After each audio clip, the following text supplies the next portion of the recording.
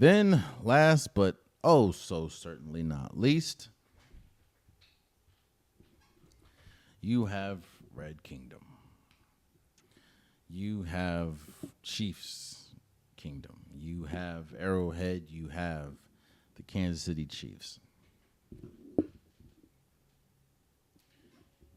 You know what's hilarious about this Chiefs team? Or let alone what's hilarious about how we speak on this Chiefs team? We talk about this Chiefs team like last year they didn't go 17-2 or no 15-2 last year. We talk about this team like they were just god awful last year. We talk about this team like they weren't just in the Super Bowl last year. We talk about this team like they don't have arguably the best quarterback in the league. We talk about this team like they fell off a cliff. Because when I hear a lot of these divisional breakdowns, when I hear a lot of these predictions, there's people that don't even have the Chiefs making the playoffs. Now, I think those people it might be clickbait. I don't know. That's insanity. But if we talk about this Chiefs team, like, while I do believe last year was a down year in a sense of, and you know what? Let me walk you. Hold on. Last year might have been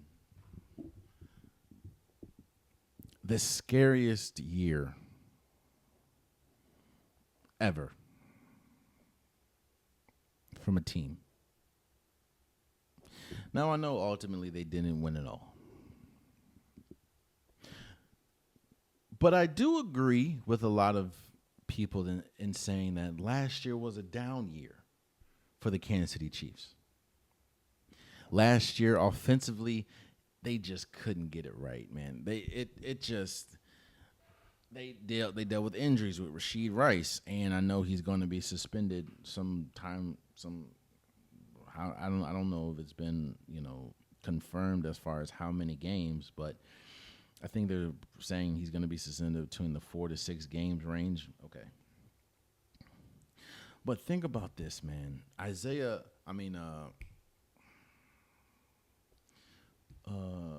What's Cuz's name? I definitely slipped my mind. Isaiah Pacheco. Isaiah Pacheco missed a lot of the season. Rashid Rice missed most of the season. You had a rookie in Xavier Worthy. I think that was the worst season that we have seen in a long time by Travis Kelce. Again, the offense just wasn't. The offensive line was god awful. God awful. Especially when we talk about Jawan Taylor. I think Jawan Taylor, and no offense to him, but I'm just be honest with you. I think Jawan Taylor is the worst tackle in football. And he was getting important reps.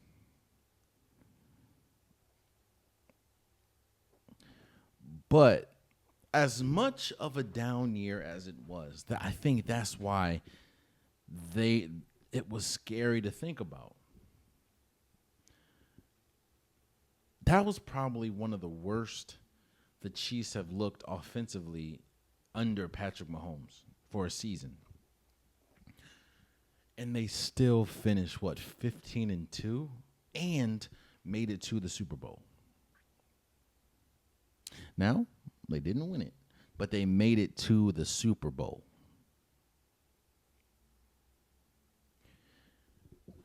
They still had and still have one of the best defenses in football. Like there's There's not too many defenses that can go up against this squad, man. Hollywood Brown's supposed to be coming back. He missed most of the season. You still have Nick Bolton. Like, boy, you still have oh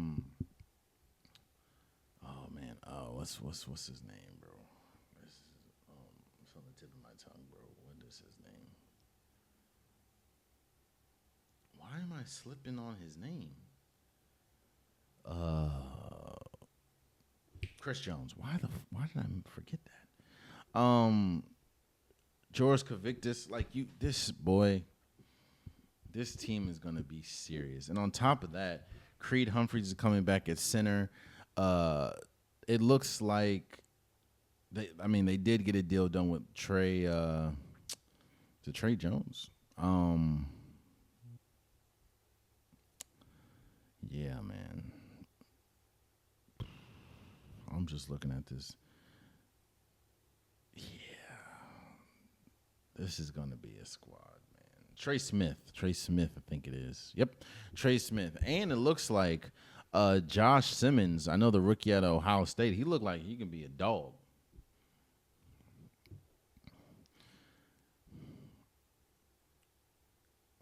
The fact that a team that is led by Patrick Mahomes, that has Travis Kelce, that has, Hollywood Brown and Isaiah Pacheco and Kareem Hunt and Rashee Rice when he comes back and Xavier Worthy, Juju Smith-Schuster's back.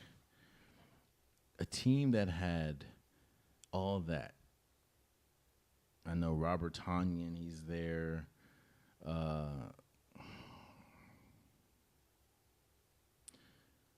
With all the struggles that they had last year, this team still finished 15-2. And honestly, the last game didn't really count because again they benched their starters because it was wrapped up.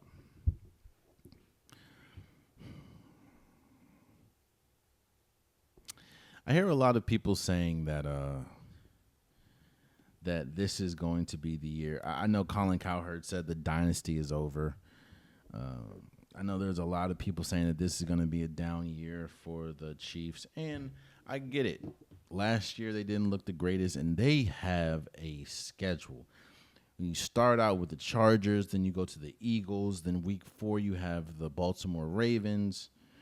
Then week 6, you have the Detroit Lions. Then week 8, you have the Washington Commanders. Then week 9, you have the Buffalo Bills.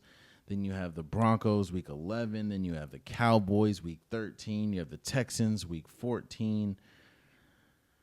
It is going to be a schedule. They have one of the toughest schedules in football. On top of that, the thing that is helping them is a lot of their, like the Eagles, they're playing at Arrowhead. Baltimore, they're playing at Arrowhead. Detroit, they're playing at Arrowhead. Washington, they're playing at Arrowhead. Now, week 9, they're at Buffalo in November. But I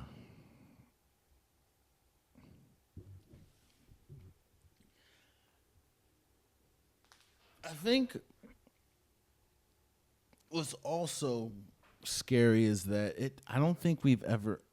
Last time we saw Patrick Mahomes and this team with their backs against the wall, feeling like they have something to prove going into the season was when they lost the Super Bowl against the Tampa Bay Buccaneers and Tom Brady and that vaunted defense. Well, how did that season go? How do you think that season went? As much as we praise, the top 4 quarterbacks, as much as we praise the AFC and stuff like that, there's still one Patrick Mahomes. There's still one Kansas City Chiefs. And until I see, now I'm not going to say my statement was until I see somebody knock off the Chiefs, and I'm gonna believe it, they're still the Chiefs. You can say, what about the Super Bowl? Yes, I think that last year they went up against a far superior team in the Philadelphia Eagles. I think the Eagles were clearly the better team going into the Super Bowl. We talked about they had one of the best overall teams, overall rosters in NFL history.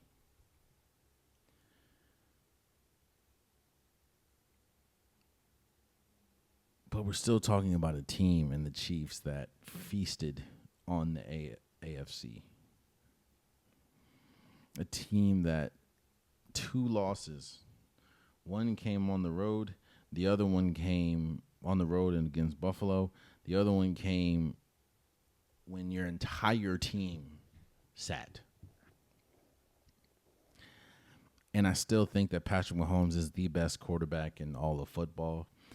I know he had a down year, and I think we could possibly see a bounce back year for Travis Kelce.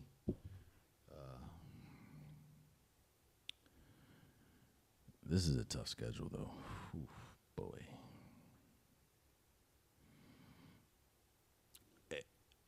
I think you still have Andy Reid, who is one of the greatest coaches ever. You have Spags, who's one of the best defensive coordinators ever. I think that in their mind, they're going to go on a revenge tour. They're going on a quote-unquote vengeance tour, the Chiefs. And that, in my opinion, should put fear in everyone because, again, we're talking about a team. Now, I understand that they lost a couple of crazy, or they won a couple of crazy games last year, and they had one of the closest points differentials in football. But, yeah, we're talking about a team that still has Patrick Mahomes. So, if we talk about the entire AFC West, I think that you have the Chiefs, and one of the only reasons why I'm picking the Chiefs to win the division is because they have the best quarterback in all of football, in Patrick Mahomes. And I talked about it when I talked about the Chargers. There has to be a season where potential meets opportunity, like potential meets success. I think that the second best team is going to be the Chargers. I think the third best team is going to be the Broncos. I don't know if Bo Nix is going to have the same type of success that he had last year, even though the team is incredible. And then you have the Raiders that I don't expect nothing from the Raiders. The Raiders ain't good, in my opinion. No offense, it's just the God honest truth. So I have Kansas City Chiefs. And I will say that the Chargers and Chiefs are a lot closer than I guess I'm giving them credit for. You have the Kansas City Chiefs, you have the Chargers, the Broncos, and the Raiders.